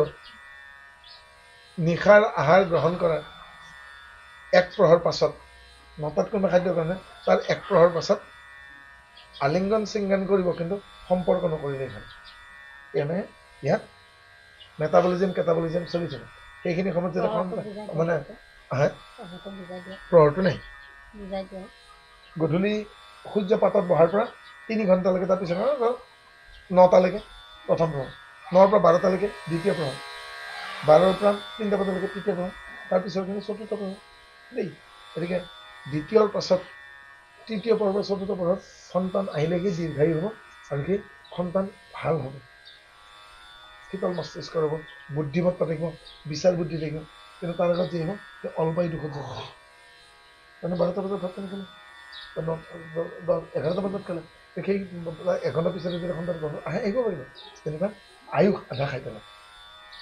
সেইকাৰণে অলপাই দুখত যাব এতিয়া স্বামীগৰাকী যদি নিচাযুক্ত খাদ্য খাই পেলাই এতিয়া অচেতন অৱস্থাত ঘৰত প্ৰৱেশ অৰ্ভচেতন মানে আৰু সেই অৱস্থাত যদি তেওঁ পিতৃ হ'বলৈকে যায় তেওঁৰ সন্তানে বেহুচ হৈ জন্ম পাব আইগৰাকী গাটো বেয়া লাগি আছে কিবা জ্বৰ হৈছে ভিতৰত কিবা এটা বিকৃতি চলি আছে ভাল প্ৰক্ৰিয়া চলি থকা এতিয়া স্বামীগৰাকী ইচ্ছা কৰিছে কিন্তু আইগৰাকী অনিচ্ছুক অৱস্থাত যদি মাতৃত্ব গ্ৰহণ কৰে সেই সন্তান বিকলাংগ হ'ব বিভিন্ন কাৰণত বিকলাংগ হয় আজিকালি অনলাইনত সকলোবোৰ যে physical deformities how it is occurs why it is happen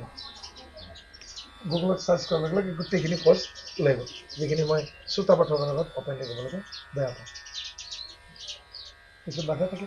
হয় কোনোবাই আঘাত পাবও পাৰে অন্ধ ল'ৰা ছোৱালী কিয় জন্ম হয় বিকলাংগ কিয় জন্ম হয় প্লেট কিয় হয় স্কলেৰ'চিছ কিয় হয় টাইফয়েড কিয় হয় লৰ্ডোচিছ কিয় হয় হয়নে ৱেব নেক কিয় হয় এম্পিটেড লেগ কিয় হয় হিয়াৰিং ইম্পেয়াৰ্ড কিয় হয় এইবিলাক ফিজিকেল ডিফৰ্মিটিজ অৰ্থাৎ এইবিলাক শাৰীৰিক বিকলাংগ এই শাৰীৰিক বিকলাংগবিলাক কিয় আহে কেতিয়াবা নপওঁ কওক থাৰ্ড জেণ্ডাৰ হ'ব পাৰে আৰু গোটেই কথাখিনি তাত অনলাইনত দিয়া আছে গুগলত চাৰ্চ কৰি চাবচোন হয়নে ফিজিকেল ডিফৰ্মিটিজ মাৰি দিলে হৈ গ'ল why it is occurs and why it is happen but for what who will be they which party will be responsible ইয়াৰ কাৰণে এটি বিকলাংগ সন্তানৰ কাৰণে মাক জগৰীয়া নে বাপেক জগৰীয়া কোন জগৰীয়া জানিব লাগিবতো এইটোতো আধুনিক যুগ কাৰণ জানিয়া লৈলো শৰণ বুলি কৈছে অন্ধভাৱে নহয় জানাচোন তাতেতো বিজ্ঞানসন্মত এলোপেথিক কিবা আয়ুৰ্বেদিক শাস্ত্ৰ গোটেইখিনি দিয়া আছে শাৰীৰিক বিকলাংগতা হয় নে শাৰীৰিক বিকৃতি হয় নে শাৰীৰিক বৈষম্য কিয় কাৰণে সেইকাৰণে আজিৰ তাৰিখত স্বাস্থ্য মানে আগতে স্বাস্থ্য মানে কি নিৰোগী দেহকে স্বাস্থ্য বুলি কয় এতিয়া কিন্তু সেই ফৰ্মুলাই নহয় নিৰোগী দেহৰ লগতে কি লাগিব সুস্থ মানসিকতা যাৰ সুস্থ মানসিকতা নাই মেণ্টেল হেল্থটো সুস্থ নহয় তেওঁকো স্বাস্থ্যৱান বুলি কোৱা নহয় আমি কিয় দেখাত দেখোন মানুহজন ভালেই